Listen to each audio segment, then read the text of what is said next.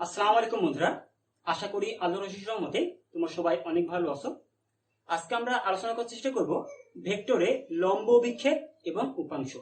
তো এই টপিকসটি তোমরা এইচএসসি তে ফিজিক্সে এবং ম্যাথে দুইটাতেই পাবে। আবার তোমরা যারা পলিটেকনিকে আছো তারা ফিজিক্স 1 এর প্রথম অধ্যায়টিতে আর ম্যাথমেটিক্স 3 এর 13তম অধ্যায় অর্থাৎ ভেক্টরের ডট গুণন এবং ক্রস গুণন এই অধ্যায়টিতে পাবে। তো দেখো, আমরা যদি ভেক্টরের লম্ব অভিক্ষেপ এবং উপাংশ এটা নিয়ে আলোচনা করার চেষ্টা করি, হচ্ছে এ ভেক্টরের উপর বি ভেক্টরের লম্ব অভিক্ষেপ হবে বি কস থিটা এবং বি ভেক্টরের উপর এ ভেক্টরের লম্ব অভিক্ষেপ হবে এ কস থিটা। তো আমরা প্রথমে এই সূত্রটি একটু বোঝার চেষ্টা করব। তো দেখো, এখানে বলা হচ্ছে এ ভেক্টরের উপর বি ভেক্টরের লম্ব অভিক্ষেপ। তাহলে আমরা ধরলাম একটি ভেক্টর এ ভেক্টর, এটা হচ্ছে আমাদের এ ভেক্টর। তো এর উপরে বি ভেক্টরের লম্ব অভিক্ষেপ আমরা বের করব। তাহলে দেখো, এর উপরে একটা ভেক্টর ধরলাম বি ভেক্টর।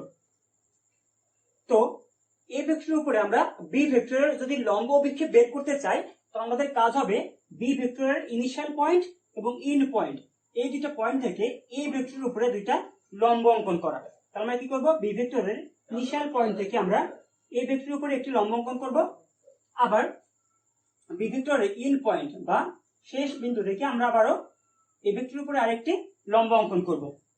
তো এই যে লম্ব অঙ্কন করলাম, দেখো এই দুইটা লম্ব এই ভেক্টরটাকে দুইটা বিন্দুতে ছেদ করছে, একটি বিন্দু এইটা এবং আরেকটি বিন্দু এইটা। তো এই যে দুইটা ছেদবিন্দু, এই যে দুইটা ছেদবিন্দুর দূরত্ব, এই দূরত্ব বা দৈর্ঘ্যকে বলা হয় এই ভেক্টরের উপরে বি ভেক্টরের লম্ব অভিক্ষেপ। এই অংশটুকুকে বলা হয় এই ভেক্টরের উপরে বি ভেক্টরের লম্ব অভিক্ষেপ। আমি যদি এটাকে প্রকাশ করি এল দ্বারা আর এটা যদি প্রকাশ করি এম দ্বারা, তাহলে এই যে এল এম দৈর্ঘ্যটা, এই দৈর্ঘ্যকে আমরা বলবো এ ভেক্টরের উপরে বি ভেক্টরের লম্ব অভিক্ষেপ। তো দেখো, আমরা যদি এখন এই এল এম এর মানটি নির্ণয় করতে চাই, তাহলে আমরা কি করতে পারি, এই সমান্তরাল করে এই যে বি ভেক্টর থেকে একটি রেখা টানতে পারি। দেখো, এই রেখাটির দৈর্ঘ্য কিন্তু এইটুকুর সমান এবং এর সমান্তরাল। এখন এর নাম দিলাম আমরা, ধরো সি ডি, আর এই পয়েন্টের নাম দিলাম ই। তাহলে এল এম যদি এই ভেক্টরের উপরে বি ভেক্টরের লম্ব বিক্ষেপ হয়, তাহলে আমরা বলতে পারি সিডি। সিডি এটাও আমরা বলতে পারি যে এই ভেক্টরের উপরে বি ভেক্টরের লম্ব বিক্ষেপ। কারণ কি, দেখো এখানে এল এম এবং সিডি কিন্তু সমান। তো আমাদেরকে সিডির মান বের করতে হবে, এই লম্ব অভিক্ষেপের মান বের করতে হবে। তো দেখো, আমরা যদি এই লম্ব অভিক্ষেপের মান বের করতে চাই, তাহলে আমার কি জানা লাগবে, এই বি ভেক্টর এবং সিডি এর মধ্যবর্তী যে কোণ, এই কোণের মানটি জানা লাগবে। তো আমরা ধরে নিলাম বি ভেক্টর এবং এ ভেক্টরের অন্তর্বর্তী কোণ হচ্ছে থিটা, বি ভেক্টর এবং এ ভেক্টরের অন্তর্বর্তী কোণ হচ্ছে থিটা। তাহলে দেখো, বি ভেক্টর আর এ ভেক্টরের অন্তর্বর্তী কোণ যদি থিটা হয়, তাহলে বি ভেক্টর এবং সিটি এর অন্তর্বর্তী কোণটিও কিন্তু থিটাই হবে। কারণ কি, এ ভেক্টর এবং সিডি কিন্তু সমান্তরাল। যেহেতু এ ভেক্টর এবং সিডি সমান্তরাল, তার মানে এ ভেক্টরের সঙ্গে বি ভেক্টরের যেটা কোণ হবে, সিডির সঙ্গেও বি ভেক্টরের কিন্তু সেম কোণ হবে। এখন আমাদের কাজ হলো লম্ব বিক্ষেপ অর্থাৎ এই সিডির মানটি বের করা। তো দেখো, আমরা যদি সিডির মান বের করতে চাই, আমাদের একটি ত্রিকোণমিতিক অনুপাত ব্যবহার করতে হবে। তো আমরা কোনটা ব্যবহার করব, তো দেখো, আমাদের মান বের করতে হবে ভূমি, আমাদের মান জানা আছে কার, অতিভুজের। তাহলে আমরা দেখব যে ভূমি এবং অতিভুজের সঙ্গে সম্পর্ক কার। তো আমরা ক্লাস 9 10 থেকে মুখস্থ করে আসি কবরে ভূত অনেক, অর্থাৎ আমরা মুখস্থ করি যে cos θ ইকুয়াল টু ভূমি ভাগ অতিভুজ, তাই না, ভূমি ভাগ অতিভুজ। তাহলে দেখো, এখানে আমাদের ভূমি দেওয়া আছে সিডি এবং অতিভুজ আছে সিই বা বি ভেক্টর। তো বি ভেক্টরটা তো আমার ভেক্টর, আর যদি এটা আমরা মান বের করি তাহলে কি হবে, বি ভেক্টরের মান হবে বি। কারণ কি, দেখো আমরা জানি যে আমরা যদি কোনো একটি ভেক্টরের মান নির্ণয় করি, ধরো বি একটি ভেক্টর, আমরা এই মানকে দুই ভাবে প্রকাশ করতে পারি। একটি হলো এভাবে লিখতে পারি যে মডুলাস অফ বি ভেক্টর, এভাবে লিখতে পারি, আবার সরাসরি লিখতে পারি জাস্ট বি দ্বারা প্রকাশ করতে পারি। এটা হচ্ছে বি ভেক্টর, এটা হচ্ছে বি ভেক্টরের মান, বা এটা হচ্ছে বি ভেক্টরের মান।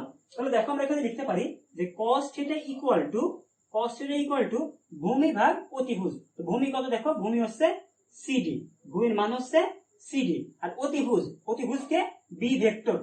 তো বি ভেক্টরের মান কত, বি ভেক্টরের মান হচ্ছে বি। তাহলে আমরা জানি যে ভেক্টরকে আমরা যদি শুধু মান দ্বারা প্রকাশ করতে চাই, তখন কি করতে হয়, ভেক্টর উপরে যে সাইনটা থাকে, সাইনটা জাস্ট বাদ দিয়ে দিতে হয়। তাহলে আমরা পেয়ে গেলাম যে cos θ ইকুয়াল টু ভূমি ভাগ অতিভুজ। এখান থেকে যদি আমরা সিডি এর মানটি বের করে দেখো তাহলে হচ্ছে CD equal to B cos θ, B cos θ। তাহলে দেখো আমরা পেলাম এ ভেক্টরের উপরে বি ভেক্টরের লম্ব বিক্ষেপ সিডি এর মান হলো বি cos θ। আমরা কিন্তু এখানে সেটা লিখেছি যে বি cos θ। আচ্ছা, আমরা যদি এখন সিমিলারলি বি ভেক্টরের উপরে এ ভেক্টরের লম্ব বিক্ষেপ বের করি তাহলে আমরা পাবো হচ্ছে এ cos θ। তো দেখো এটা আমরা একটু দেখার চেষ্টা করি একটু দ্রুত। তো ধরলাম আমি কি করবো, বি ভেক্টরের উপরে এ ভেক্টরের লম্ব বিক্ষেপ, তাহলে ধরলাম এটা আমাদের বি ভেক্টর। তাহলে এই ভেক্টরের উপরে আমরা কি করব, এ ভেক্টরের লম্ব বিক্ষেপ বের করব। তো ধরলাম এটা হচ্ছে আমাদের এ ভেক্টর, তাহলে আমরা কি করব, এ ভেক্টরের ইনিশিয়াল পয়েন্ট এবং ইন পয়েন্ট থেকে বি ভেক্টরের উপরে লম্ব অঙ্কন করব।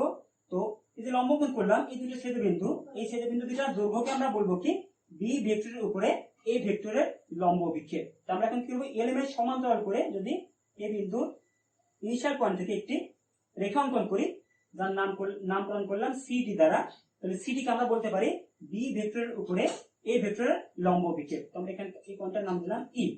আচ্ছা, এখন আমাদের উদ্দেশ্য হচ্ছে সিডি এর মান বের করা।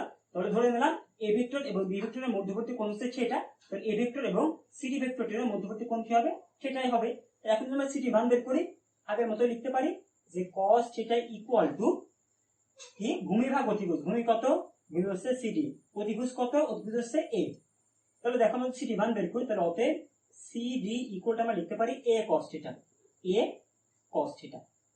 তাহলে দেখো আমরা কিন্তু বি ভেক্টরের উপরে এ ভেক্টরের লম্ব বিক্ষেপ পেলাম কত, এ cos θ, এ cos θ। আমরা এ ভেক্টরের উপর বি ভেক্টরের লম্ব বিক্ষেপ পেলাম কি বি cos θ, আর বি ভেক্টরের উপর এ ভেক্টরের লম্ব বিক্ষেপ পেলাম এ cos θ। এখন যদি আমরা এই বি cos θ এবং এ cos θ এর মান নির্ণয় করার চেষ্টা করি তাহলে দেখো সেটা আমরা কিভাবে করতে পারি। আমরা কি করব, বি cos θ এবং এ cos θ এর মান নির্ণয় করব। তো দেখো আমরা জানি cos θ পাওয়া যায় কিন্তু এ ভেক্টর এবং বি ভেক্টরের ডট গুণনে, কারণ আমরা জানি কি, আমরা জানি যে A vector dot B vector equal to A B cos θ, তাই না? আর যদি cos গ্রহণ করি তাহলে পাই কি এ বি sin θ। তো যেটা আমাদের cos θ লাগবে এই জন্য আমরা কি করবো, ডট গুণন করবো। তাহলে দেখো আমরা জানি A vector dot B vector equal to A B cos θ।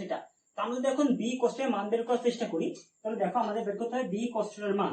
তাহলে আমরা পাই যে বি cos θ ইকুয়াল টু এর পাশে ছিল কি A vector dot B vector, আমরা জাস্ট কি করবো এ কে পার করে দেবো, যদি একে আমরা পার করে দিই তাহলে ভাগ হয়ে যাবে। তাহলে দেখো আমরা পাচ্ছি B cos θ equal to A vector dot B vector divided by এ।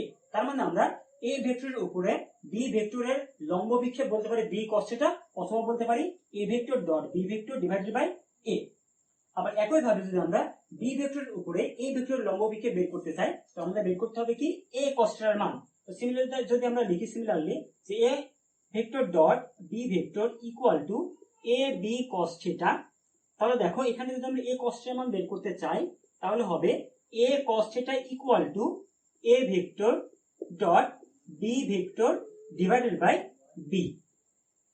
তাহলে দেখো আমরা কিন্তু এই দুটো সূত্রের সাহায্যে খুব সহজেই এ ভেক্টরের উপরে বি ভেক্টরের আবার বি ভেক্টরের উপরে এ ভেক্টরের লম্ব বিক্ষেপ বের করতে পারি। আশা করি তোমরা বুঝতে পেরেছো যে আমরা কিভাবে দুইটা ভেক্টরের মধ্যবর্তী লম্ব অভিক্ষেপটি বের করতে পারি। তো এখন আমাদের কাজ হবে উপাংশ বের করা। তো আমরা এতক্ষণ যে লম্ব বিক্ষেপ করলাম এটা আসলে একটি স্কেলার রাশি, অর্থাৎ স্কেলার যার শুধু মান আছে কিন্তু দিক নেই। কিন্তু উপাংশ এটি কিন্তু একটি ভেক্টর রাশি, এর মানও আছে দিকও আছে। তো আমরা যদি উপাংশ নির্ণয় করতে চাই আমাদেরকে মাস্ট বি লম্ব বিক্ষেপ নির্ণয় করতে হবে। যেমন দেখো আমরা যদি চাই যে এ ভেক্টরের উপর বি ভেক্টরের উপাংশ কত, তাহলে কি হবে এই অভিক্ষেপ লম্ব অভিক্ষেপ ইনটু এ এর ইউনিট ভেক্টর, অর্থাৎ এর মানটি উপাংশের মান এবং লম্ব বিক্ষেপের মান কিন্তু সেম, যে মান সেম, জাস্ট দিকটা ভিন্ন হবে। যখন আমরা এ ভেক্টরের উপরে বি ভেক্টরের উপাংশ বের করব তখন এর মানটা হবে কি লম্ব বিক্ষেপের মান, আর দিক হবে এ ভেক্টরের দিক। যে ভেক্টরের উপরে লম্ব বিক্ষেপ বের করব তার দিকটা হবে আমার উপাংশের দিক। আবার দেখো যখন বি ভেক্টরের উপরে এ ভেক্টরের উপাংশ বের করব তখন কি হবে বি ভেক্টরের উপরে এ ভেক্টরের লম্ব বিক্ষেপের যে মান এ cos θ এবং বি ভেক্টরের দিক অর্থাৎ আমরা যদি উপাংশ বের করতে চাই তাহলে আমাদেরকে প্রথমে লম্ব অভিক্ষেপ বের করতে হবে, দেন দিক বের করতে হবে। দিক হবে কোনটা? যে ভেক্টরের উপরে লম্ব অভিক্ষেপ বের করব তার দিক। যেমন প্রথমে আমরা এ ভেক্টরের উপরে লম্ব অভিক্ষেপ বের করলাম, তাই এ ভেক্টরের দিক। আর দ্বিতীয়টাতে বি ভেক্টরের উপরে লম্ব অভিক্ষেপ বের করলাম, বা বি ভেক্টরের উপরে আমরা উপাংশ বের করছি, এই জন্য কি হবে? বি ভেক্টরের দিক। তো এ ভেক্টরের দিককে আমরা প্রকাশ করছি কি দ্বারা? এ ইউনিট ভেক্টর দ্বারা। এ ভেক্টর দিককে প্রকাশ করছি কি দ্বারা? এ এর উপরে একটি ক্যাপসুলার দিচ্ছে, অর্থাৎ এই এ ইউনিট ভেক্টর বা একক ভেক্টর। আমরা জানি কোন একটা ভেক্টরের একক ভেক্টর কিভাবে বের করা যায়। আমরা জানি যে কোন একটা ভেক্টরকে যদি তার মান দ্বারা ভাগ করি, তো আমরা এইভাবে লিখতে পারি, আবার এভাবে লিখতে পারি যে এ ভেক্টর ডিভাইডেড বাই এ। অর্থাৎ কোন একটা ভেক্টর যদি আমরা তার মান দ্বারা ভাগ করি তাহলে আমরা পাবো কি? ওই ভেক্টরটির একক ভেক্টর বা ইউনিট ভেক্টর। তাহলে আমরা পাইলাম এ ভেক্টর ইকুয়ালটা হবে কি? এ ভেক্টর ভাগ এ। এখানে আমরা এ ভেক্টর পরিবর্তে লিখতে পারি কি? এ ভেক্টর ভাগ এ। একইভাবে বি একক ভেক্টর এটি ইকুয়ালটা কি হবে? বি ইউনিট ভেক্টর বা বি একক ভেক্টর সমান কি হবে? বি ভেক্টরটাকে আমরা কি করব? বি এর মান দ্বারা ভাগ করব। তাহলে আমরা কি পেয়ে যাব? বি এর ইউনিট ভেক্টর বা একক ভেক্টর পেয়ে যাব, বা আমরা বলতে পারি এই উপাংশের দিক পেয়ে যাব। তো আশা করি তোমরা বুঝতে পেরেছো যে আমরা কিভাবে একটা ভেক্টরের উপরে আরেকটা ভেক্টরের লম্ব অভিক্ষেপ এবং উপাংশ বের করতে পারি। ওকে, তো আমি আমার পরবর্তী লেকচার ভিডিওতে কিভাবে লম্ব অভিক্ষেপ এবং উপাংশ বের করা যায় তার কিছু এক্সাম্পল তোমাদেরকে করে দেখানোর চেষ্টা করব। তো এতক্ষণ আমার সঙ্গে থাকার জন্য ধন্যবাদ। আর আমার লেকচার ভিডিও যদি তোমাদের ভালো লেগে থাকে তবে অবশ্যই আমার চ্যানেলটি সাবস্ক্রাইব করবে, আর ভিডিওটিতে লাইক দিবে, বন্ধুদের সঙ্গে ভিডিওটি শেয়ার করবে। তো এতক্ষণ আমার সঙ্গে থাকার জন্য আবারও ধন্যবাদ। আল্লাহ হাফিজ।